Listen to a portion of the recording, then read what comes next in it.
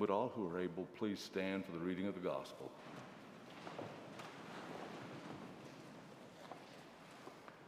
Jesus went on with his disciples to the villages of Caesarea Philippi, and on the way he asked his disciples, "Who do people say that I am?" They answered him, "John the Baptist," and others, "Elijah," and still others, "one of the prophets." He asked them, "But who do you say that I am?" Peter answered him, "You are the Messiah." And he sternly ordered them not to tell anyone about him. Then he began to teach them that the Son of Man must undergo great suffering and be rejected by the elders, the chief priests, the scribes, and be killed, and after 3 days rise again. He said all this quite openly, and Peter took him aside and began to rebuke him. But turning and looking at his disciples, he rebuked Peter and said, "Get behind me, Satan, for you are setting your mind not on divine things, but on human things."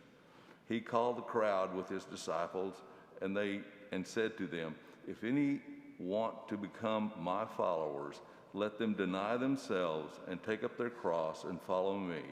For those who want to save their life will lose it, and those who lose their life for my sake and for the sake of the gospel will save it.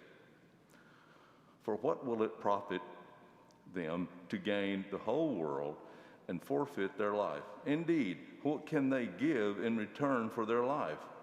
Those who are ashamed of me and of my words in this adulterous and sinful generation, of them the Son of Man will also be ashamed when he comes in glory with his Father, with the holy angels." This is the word of the Lord. Thanks be to God. I'm not exactly a cat person. Don't get me wrong, I don't want any emails. It's not by choice. I'm not one of those who wears his hatred of felines like a badge of honor or rebukes kittens as the spawn of Satan. No. My problem's pretty simple. I'm just really allergic. A cuddle with a calico can leave me looking at the world through half-shut, swollen eyes. The friendliest scratch of a tabby's back can leave my arms covered in hives. It's just really not fun. So I share this neither for sympathy nor for Zyrtec.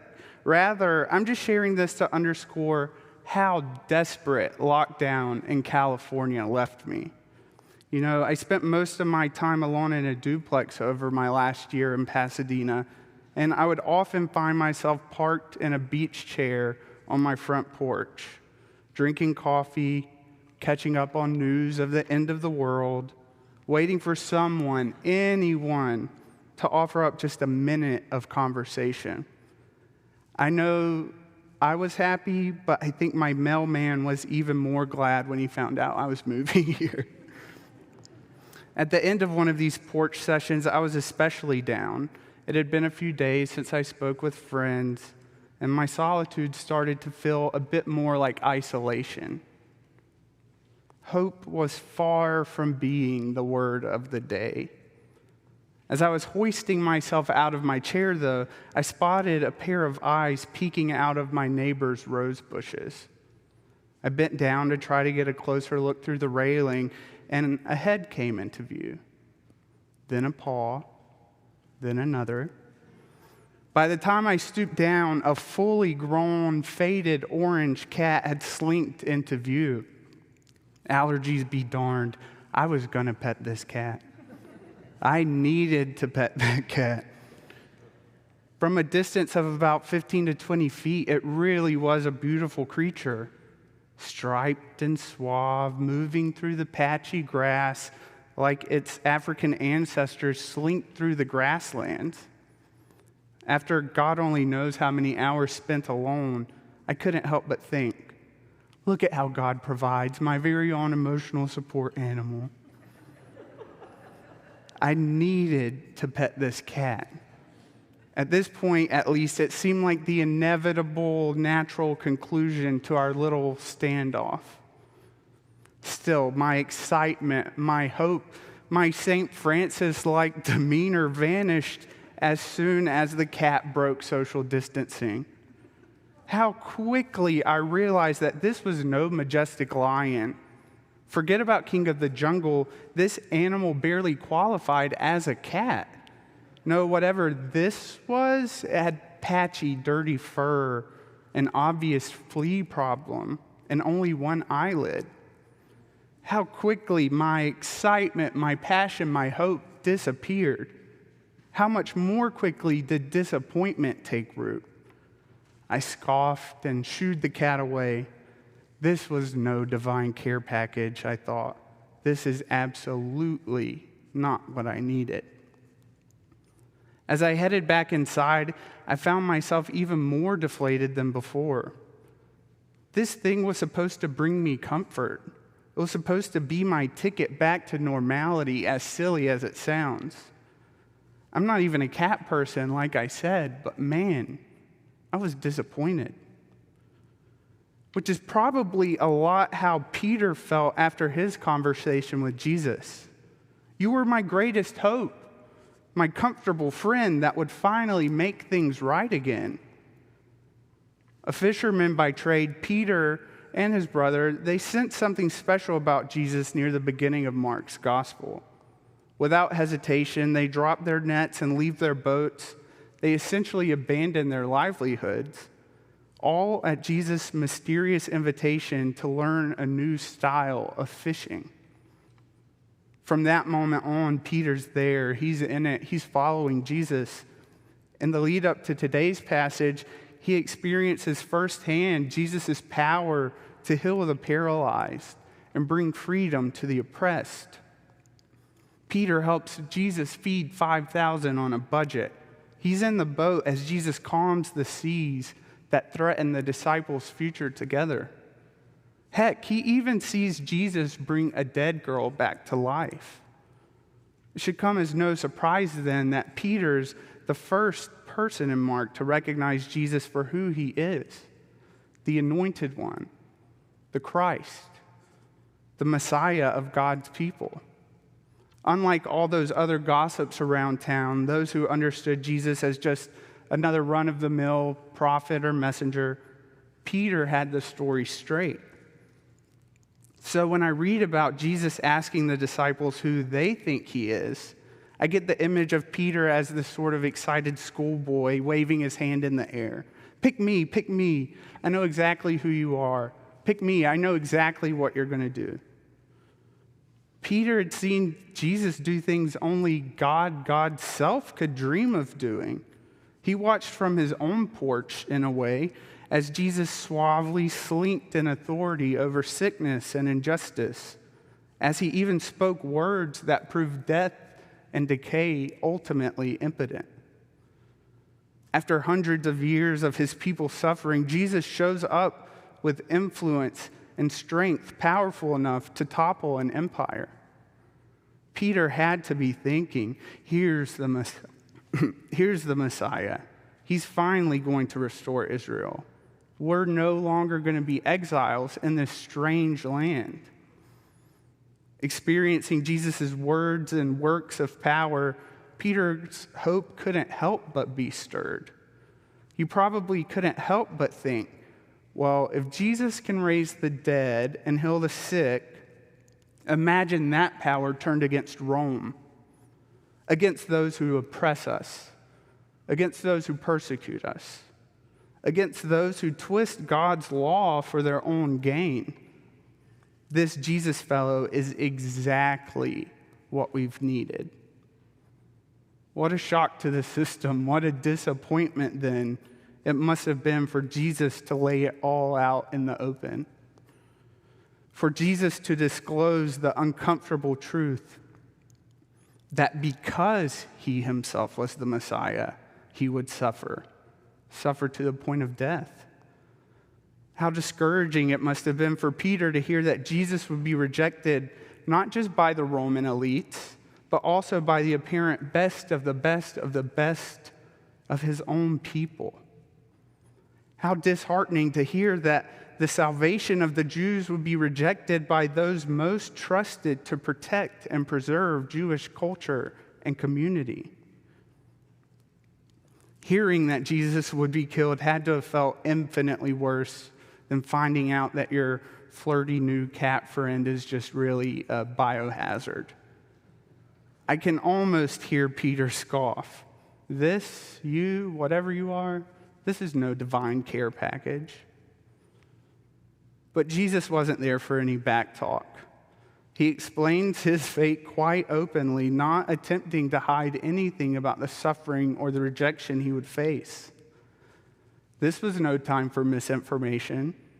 This was no time to lobby the anointed one with self-interest. This was no time to turn away from the apparent ugliness of Jesus' work in the world. No, this was a moment of decision for the disciples and more broadly for anyone who wished to follow Jesus. This is the moment where it all became clear, the moment where the disciples had to ask themselves, if all we have to look forward to in this life is pain and death, what's the point of following Jesus? Should I continue patterning my life after a man who seems bent on squandering his divinity? Do I trust my life to this 33-year-old on an apparent suicide mission? If you're in any way like I am, it stings to see yourself so clearly in those who misunderstand Jesus. It hurts to be able to recognize your own hopes of Jesus' work in the world for what they really are, proclivities for personal validation and comfort. It's not encouraging to recognize that what you might really desire deep down is not so much an entirely new way of being as much as a way of being that sees you placed higher on the existing ladder of status. A way of being that puts us and all of our right ideas and intellectual insights in total, unquestionable control. Surely I can't be the only one who's ever slipped into thinking of Jesus as my back pocket secret weapon, as the big brother I bring to the schoolyard to teach my playground bullies a lesson or two, or as the military general who wipes out enemies who stand against me. I can't be the only one who's brought mud-covered questions to the stainless wisdom of God.